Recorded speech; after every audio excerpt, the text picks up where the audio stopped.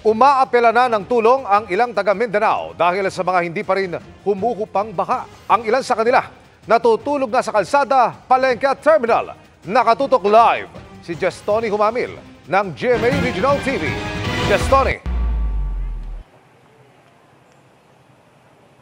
Emil, unti-unti na sanang humupa ang baha kahapon dito sa Pagalungan, Maguindanao del Sur. Ngunit tumaas na naman daw ito ulit dahil na naman sa pag-apaw ng ilog. Dahil sa ilang araw na pag-ulan, ganito nakataas ang bahang naranasan sa barangay Kangguan sa Datupiang, Maguindanao del Sur. Ang mga pinamiling pagkain, isinilid na sa styrofoam para di mabasa. Ang ilang bata, sumusuong na sa mataas na baha.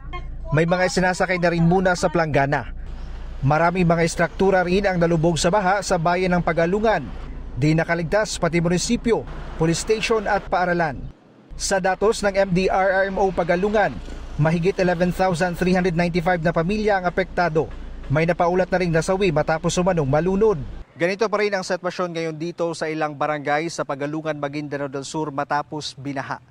Nanawagan ngayon ng tulong ang mga residente kagaya ng bigas, trapal at tent at iba pa mga gamit dahil ang iba sa kanila ngayon ay sa gilid muna ng kalsada nanunuluyan dahil baha pa rin sa kanilang mga bahay.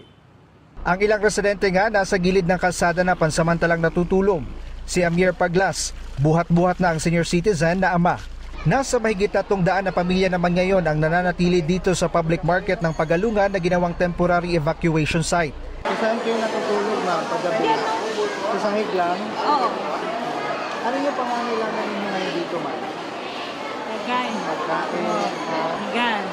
Sa gilid ng kalsada na rin natutulog ang mga binaha sa Dato Muntawal. Ang ilan, kasama pa ang kanilang alagang hayop. Siguro sa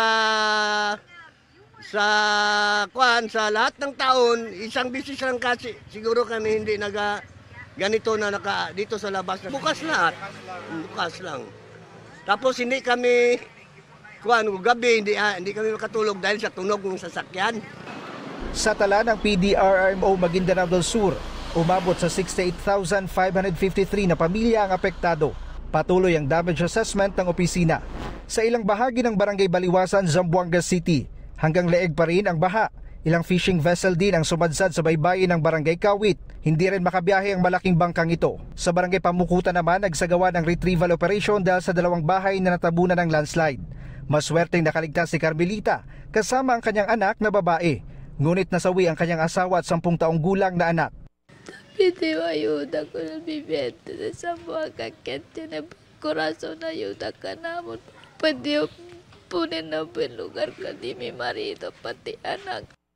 Wala na ring buhay nang matagpuan ang labi ng isang ina at batang anak na lalaki sa sitio Anuling. Ayon sa ZCDRRMO, 6 na ang naitalang nasawi sa lungsod. Kasi kami esfuerzo, we will have to address this together with Adi Sangguniang Palaso si pwede magkita si ordinansa para relocate ganito no itya na otro community ang mga community.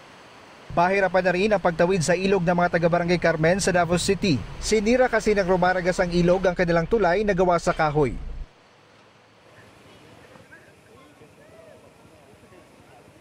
Emil, sa ngayon tuloy-tuloy ang pamamahagi ng tulong sa mga binaha dito sa Pagalungan.